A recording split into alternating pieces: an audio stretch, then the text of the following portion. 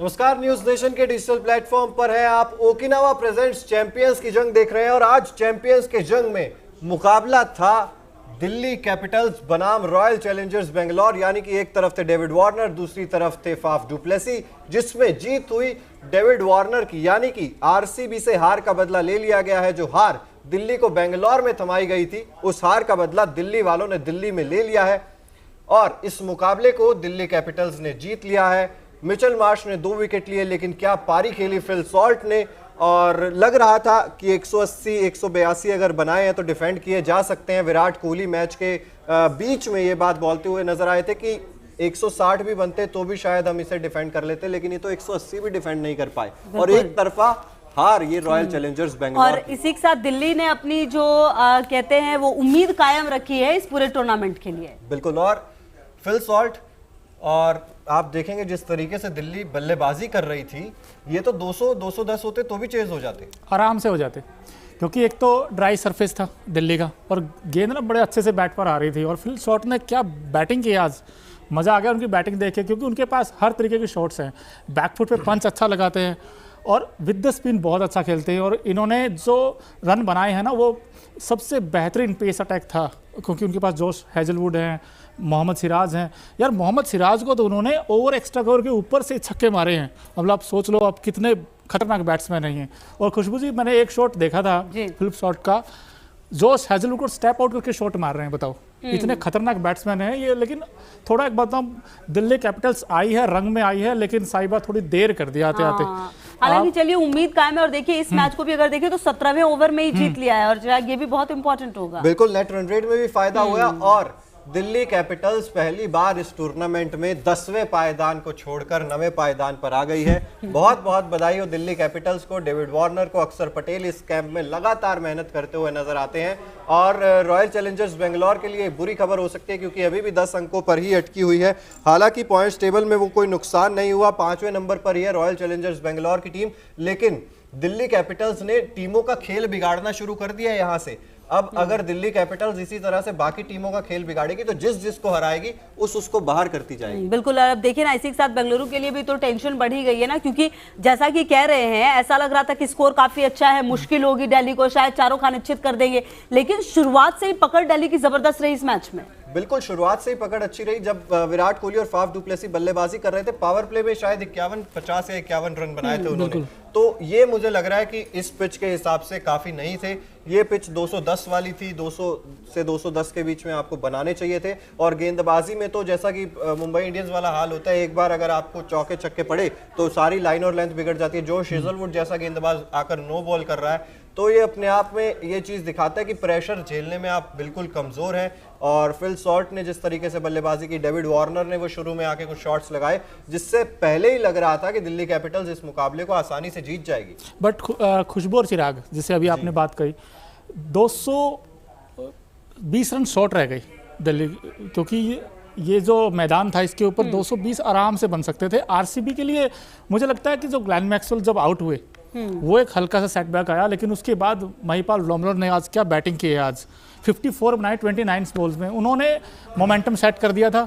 लेकिन बाद में वो जो फिनिश नहीं दे पाए, और वो दिनेश कार्तिक, मुझे अभी भी दिनेश कार्तिक के ऊपर सवाल है कि वो अंत में आकर क्यों फिनिश नहीं कर पाते। अब तक 10 मैचों में सिर्फ 110 रन है चिराग जी। जब तक वो फिनिश नहीं करेंगे ये टीम ऐसी स्ट्रगल करेगी कि लास्ट में 10-11 की एवरेज लेकर कहां जाएंगे। मतलब पिछले साल आप इतना अच्छा प्रदर्शन कर रहे थे, आपको वर्ल्ड कप की टिकट मिल गई, लेकिन इस साल बिल्कुल उलट हो रहा है इससे। दिनेश कार्तिक के लिए तो मैं समझ रहा हूँ कि हॉरिबल सीजन है। आज भी देखेंगे, अगर आप तो 11 रन बनाए, 9 गेंदों का सामना करते हो ऐसी विकेट और अंतिम 2 ओवर में सिर्फ आपके 14 रन आए हैं आरसीबी के। लास्ट के 2 ओवर यही हो सकता था, तो ये एक बड़ी वजह हो सकता था। सबका योगदान रहता तो जो आप कह रहे हैं कि 220 रन शायद वो बन पाते, तो थोड़ा सा मुश्किल होता, कम से कम एक टफ लड़ाई होती, जो कि दिखी ही नहीं आज मैदान। सिनारियो चेंज हो सकता था, जहां 181 बने वहां 200 भी बन सकते, 200 प्लस भी बन सकते थे।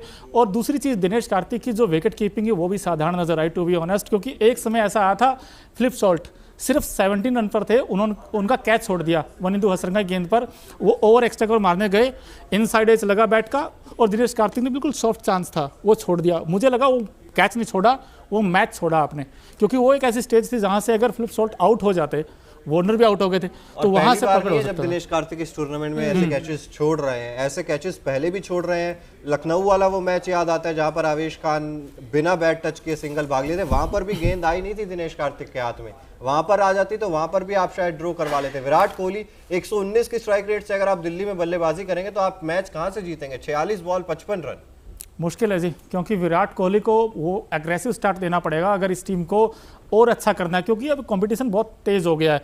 अब 9 तारीख को मुंबई इंडियंस के साथ इनका मैच है और दोनों टीमों के लिए मस्ट विन सिचुएशन होगी वहाँ, उनको भी जीतना, क्योंकि मुंबई भी आज हारा है, उनको भी जीत चाहिए और इनको भी जीत चाहिए।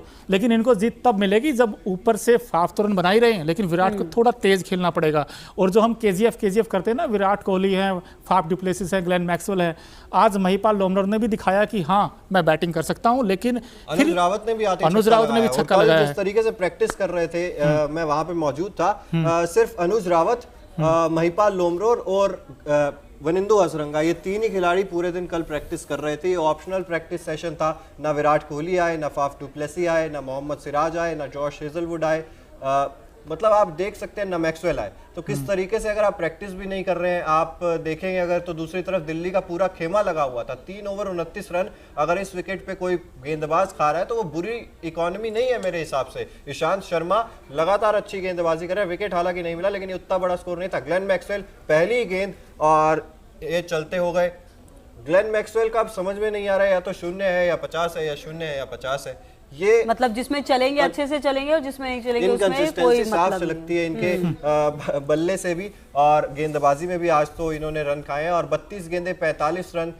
ठीक है ये पारी, लेकिन इन्हीं पारी को जिस तरीके से फिल सॉल्ट ने बड़ा किया, आपको भी इन पारियों को बड़ा करना चाहिए था। और अगर आप वहां से 200, जैसा कि मोनू ने भी कहा कि आप 220 या 210 आराम से इस विकेट पे बना लेते, फिर आप फाइट देते कम से कम। अब तो दिल्ली ने एक तरफा ये मुकाबला आपको हरा दिया, और अगर यहीं से भी सबक नहीं लेंगे तो फिर इस साल कप नंदे भी वो बिल्कुल, और जो सपना है हमेशा से वो सपना ही बनकर रह जाएगा। फिलहाल जो स्थिति लग रही है वो ये लग रही है। हाँ, बिल्कुल यही लग रहा है। But I think Delhi Capitals की हमें तारीफ करनी पड़ेगी, क्योंकि उन्होंने डोमिनेटिंग क्रिकेट खेला आज। आप ऊपर से देखें, डेविड वार्नर ने भी आज रन बनाए हैं, हालांकि वो उस इनिंग को थोड़ा सा और एक्सेलरेट करते, थोड़ा सा और अंत तक ले जाता। टाइम करना था आपको, टाइम करना था। यहाँ गेंद बड़े अच्छे से बैट पे आ रही थी, आपको सिर्फ विकेट पे खड़े रहना था। बट उसके अलावा आप मिचेल मार्श को देखिए, with the bat with the ball बहुत अच्छा परफॉर्म किया इन्होंने। 2 विकेट लिए हैं, 2 विकेट लिए, बहुत इंपॉर्टेंट विकेट निकाले थे उन्होंने। और उसके और डेविड वार्नर की बात करें, 22 रन बनाए 14 गेंदों का सामना करते हैं। और शुरुआत जो हम कह रहे थे, फिल सॉल्ट और डेविड वार्नर ने नींव जब रख दी तो फिर आपका काम तो बिल्कुल आसान हो गया था। उसके बाद तो बस आपको, और यहाँ पर एक चीज और थी, एक फैक्टर था कि आपको सामने की तरफ अगर आप स्ट्रेट बैट से खेलते तो फिर आपको साफ तौर पर पता चल जाता है ये चीज कि आपको सीधे बल्ले से शॉट खेलने हैं। लगातार अगर आप उस वी में शॉट्स खेलते तो फिर आप इस मुकाबले को आसानी से जीत सकते थे। लेकिन बार बार हम वही कहते हैं कि क्रॉस द बैट खेलते हैं, टेढ़े बल्ले से खेलते हैं, सीधे बल्ले से खेलते। फाफ डुप्लेसी जिस तरह से शुरुआत कर रहे थे मोनू, सामने की तरफ स्ट्रेट ड्राइव पे चौका लगा, कॉन्फिडेंस दिख रहा था वहां से। लेकिन उसके बाद तो हम देख रहे थे कि भाई कल प्रैक्टिस में भी यही हो रहा था कि साइड बाउंड्रीज मारनी है, सीधे बल्ले का इन्होंने प्रयोग किया ही नहीं। बिल्कुल, लेकिन इस फाफ डुप्लेसिस की इस इनिंग से एक बात तो साफ है कि आरसीबी के पास बैटिंग फिर से उन्होंने ठीक दिखाई, लेकिन वही बॉलिंग में अभी वीक लिंक्स हैं, वो आपको इंप्रूव करने पड़ेंगे। अभी नहीं करोगे तो फिर आने के बाद आपके लिए और समस्या होंगी। आज तो बल्लेबाजी और गेंदबाजी दोनों से ही आपको दिखा कि भाई दोनों चीजें ही कमजोर नजर आई, क्योंकि आप 3 ही विकेट ले पाए और रन भी आप इस विकेट पे ज्यादा अच्छे खासे बना नहीं पाए। फाफ डुप्लेसी की अगर बात करें तो उन्होंने कहा कि ये प्रीटी क्लोज था। मुझे ये नहीं समझ में आ रहा कि क्लोज ये मैच कैसे था। कह रहे कि मुझे लगा कि 185 एक बहुत अच्छा स्कोर है। विराट कोहली भी ये कहते हुए नजर आए कि 182 181 उन्होंने बनाए, तो वो एक बहुत अच्छा स्कोर है। देखिए तो क्या लगता है, अच्छा चिराग, ये जो बातें हो रही हैं या कुल मिला के जो कोहली भी कहते हुए नजर आए कि 160 भी सही रहता, कहीं भांफले में कम वो हो गए क्या? वो समझ नहीं पाए कि इतना रन कम होगा, ज्यादा होगा, क्या लगता है? देखिए भांपने में ही कमी है और शायद ओवर कॉन्फिडेंस भी साफ झलकता है विराट कोहली और तमाम आरसीबी के खेमे के जो हैं, क्योंकि फैन फॉलोइंग इतनी ज्यादा है। हम जैसे लोग हैं जो बेचारे चाहे हारे चाहे जीते, हम सपोर्ट करते रहते हैं लगातार। और जिस तरीके से आरसीबी का सफर रहता है ना, वो अप्स एंड डाउन्स बहुत तेजी से हमें देखने को मिलते हैं। एक मुकाबला ऐसे जीतेंगे कि जैसे इस टीम को कोई हरा ही नहीं सकता है। उसके बाद लखनऊ के साथ जैसे आपने मुकाबला जीता तो ऐसे लग रहा था यार इस टीम को कोई कैसे हरा सकता है। उसके बाद अगला ही मुकाबला आप देखते हैं तो आप बुरी तरीके से दिल्ली जैसी टीम से हार रहे हैं। मतलब निराशा तो आरसीबी के खेमे में जरूर होगी। चलिए उनके चाहने वालों के हालांकि विराट कोहली ने ये तो कहा कि 181 काफ़ी है, इनफ है इस विकेट के ऊपर। वो तब इनफ था अगर आपके जो गेंदबाज हैं, जो फ्रंट लाइन गेंदबाज आपके मोहम्मद सिराज और जोश हैजलवुड, अगर वो पावर प्ले में उनको रोक लेते, डेविड वार्नर का अगर विकेट मिल जाता या फिर मिचेल मार्श का विकेट। अच्छा, शुरुआत में लग रहा था कि इन्होंने आरसीबी ने बहुत अच्छा पावर प्ले में किया है, लेकिन इन्होंने भी जबरदस्त खेला और हाँ वही तो, अगर पावर प्ले में अगर डेविड वार्नर और आप उनको फिलिप सॉल्ट को रोक देते, वो जो कैच पकड़ लेते आप, चौथे ओवर की बात है वो विनिंदु हसरंगा का, हो सकता है सिनारियो बिल्कुल चेंज होता है, इक्वेशन बिल्कुल अलग होती, क्योंकि 200 के आस 180 का टारगेट बहुत बड़ा होता है क्योंकि इतना आसान नहीं होता है इस विकेट के ऊपर। ठीक है, ये बाद में ड्राइव सरफेस बन गया, आसान हो गया बल्लेबाजी करना, लेकिन अगर आप पावर प्ले में 2 विकेट भी ले लेते तो ये आप मैच में बने रहते। बिल्कुल, और फिल सॉल्ट की इतनी हम लोग बात कर रहे हैं तो कैसे भूल सकते हैं Okinawa effective player of the match. जैसे ओकिनावा का हर स्कूटर है कोस्ट इफेक्टिव, वैसे ही इफेक्टिव पारी आज खेली है फिलिप सॉल्ट ने दिल्ली की तरफ से। क्या शानदार पारी खेली, हालांकि दिनेश कार्तिक विकेट नहीं ले पाए, लेकिन ये 87 रन 45 गेंदों का सामना करते हुए 193.33 का स्ट्राइक रेट, 8 चौके 6 छक्के, फिलिप सॉल्ट दिल्ली कैपिटल्स की जान बनकर उभरे आज और Okinawa effective player of the match भी बने हैं। बिल्कुल, तो देखिए कहीं ना कहीं जिस तरह की पारी खेली है ये बनने भी चाहिए थे और जबरदस्त पारी जैसा कि चिराग भी बता रहे थे, और शायद यही बड़ी वजह है कि आज जीत दर्ज कर पाई है टीम। बिल्कुल उन दिल्ली कैपिटल्स को उम्मीद थी कि फिल सॉल्ट, हालांकि इनका भी इनकंसिस्टेंट परफॉर्मेंस था, लेकिन इनको एक इनिंग इन्होंने 59 की खेली थी, उसके बाद इनको फिर मौका दिया क्योंकि पता था जिस दिन ये चलेंगे तो सिंगल हैंडेडली मैच निकाल सकते हैं क्योंकि इनमें एबिलिटी है। खूबसूरत रिप्लेसमेंट है ये ऋषभ पंत के रिप्लेसमेंट में आए हैं। ऋषभ पंत हम सभी जानते हैं कि दुर्भाग्यपूर्ण एक्सीडेंट हो गया था उनका, आईपीएल से बाहर हो गए थे। बहुत सारे एक्सपेरिमेंट किए इस जगह के लिए दिल्ली कैपिटल्स ने। सबसे पहले सरफराज खान को विकेट कीपर बनाया, उसके बाद आपने अभिषेक पोरेल को मौके दिया, आपने वहां पे विकेट कीपिंग कराई, लेकिन अंत में आकर जमा कौन, जिसने दिल्ली की नैया पार लगाई है, जो आज Okinawa effective player of the match भी बने हैं। और उम्मीद दिल्ली यही करेगी कि ये आगे ऐसे ही चलते रहे और दिल्ली दूर तक जाए, दिल्ली दूर तक जाए। और ऐसा लगे कि दिल्ली दूर नहीं है आईपीएल जीतने से। क्या पहला टाइटल जीती नहीं है अभी तक, और इस बार तो थोड़ी उम्मीदें कम है, लेकिन अगर जिंदा है, अभी जिंदा बिल्कुल है अगर ऐसे ही परफॉर्म करते रहे, क्योंकि आपने 4 मैच जीतने, बस 4 ही जीतने, ज्यादा नहीं जीतने प्लेऑफ के लिए। 5 जीते, पंजाब ने 5 जीते, मुंबई ने 5 जीते और दिल्ली कैपिटल्स ने 4 जीते। और दिल्ली कैपिटल्स इसलिए भी खुश होगा क्योंकि आज हर प्लेयर ने अच्छा परफॉर्म किया है, चाहे आप बैट के साथ करें या बॉलिंग के साथ भी। बॉलिंग के साथ थोड़ा सा प्रॉब्लम हुई थी, बट बैटिंग में वो रंग दिखा है आज दिल्ली कैपिटल्स का। चाहे फिलिप सॉल्ट की बात करें या फिर आप रैली रोसो ने भी आके रन बनाए आज, तो ये भी उनके लिए प्लस पॉइंट है।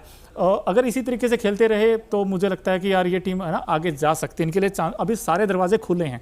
बिल्कुल दरवाजे खुले हैं, लेकिन टीमें फंसती हुई नजर आ रही हैं वो 10 के फेर में। जिस तरीके से मैं बात कर रहा था, चाहे आरसीबी हो, चाहे मुंबई हो, चाहे पंजाब हो, और मतलब अभी तक क्लियर किसी का कुछ लग नहीं रहा, कुछ क्लियर कुल मिलाकर सिर्फ ये समझा जा रहा था कि गुजरात टाइटंस लगभग पहुंच चुकी है, क्योंकि 4 मैचेस गुजरात टाइटंस के बचे, उनमें से सिर्फ एक मुकाबला भी अगर गुजरात जीत लेती है तो प्लेऑफ्स में पहुंच जाएगी सीधे तौर पर। लेकिन बाकी जो सभी टीमें हैं, चेन्नई 12 अंकों पर है, करो या मरो वाली स्थिति लगभग चेन्नई 12 अंकों पर है, लखनऊ 11 अंकों पर है, फिर आप देखेंगे तो राजस्थान, पंजाब, मुंबई, आरसीबी, ये सभी 10-10 अंकों पर फंसी हुई है। तो सबको सबके खिलाफ अच्छा, और अच्छा चलिए ये भी अच्छा है कि अगर शुरुआत में क्लियर हो जाए तो फिर टीम वैसे ही खेलती है। ये भी अच्छा होगा कि सब अच्छे से खेलेंगे और जीतने के लिए खेलेंगे। बिल्कुल। और मोनू, एक नजर अब डालेंगे Okinawa colourful movement of the match पर। जैसे कि ओकिनावा का हर स्कूटर आपको भीड़ में भी कलरफुल दिखाता है, उसी तरह से ये कुछ कलरफुल मूवमेंट्स है। ये सॉल्ट की पारी, ये फाफ डु प्लेसिस का वो कैच,